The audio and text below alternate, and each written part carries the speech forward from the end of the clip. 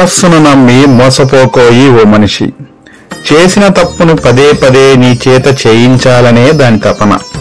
దానిని గుడ్డిగా నమ్మి గడ్డి మేటలపై గుడ్డి మేడ కట్టుకోకోయి. దాని వంపు సొంపుల వ్యవహారాల్లో మునిగిపోతే నిన్ను ఒంటి చేత్తో బురదమట్టి ఊబిలోకి దింపి నీపై బండరాయి మోపి మోహంతో నీ జీవితాన్ని కప్పేస్తుందోయి.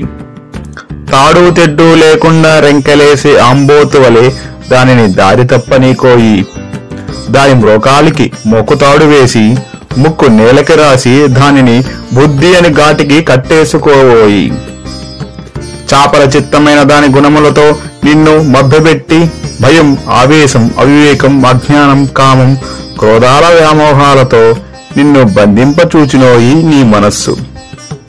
చీకటి గదిలో వెలుతురు వలె, గాఢాంధపు నిద్రలో మెలకువ వలె, నిషీధి రాత్రిలో చంద్రబింబము వలె మనస్సు అను మాయాపిశాచికి బుద్ధి అను మంత్రదండముతో మంత్రించి, ఆత్మజ్ఞానమను జపమాలను ధరించి, ధర్మమను దారిలో నిష్కర్మను ఆచరించుచు, ఇంద్రియ లోలత్వం అను కారడవిని విడచి సగుణోపాసన జీవనమునకు బాటలు వేయుచు, అచంచలమైన తపోశక్తితో ఉద్భవించిన వజ్రాయుధం వలె నీ మనసును మలుచుకోబోయి ఓ మనిషి.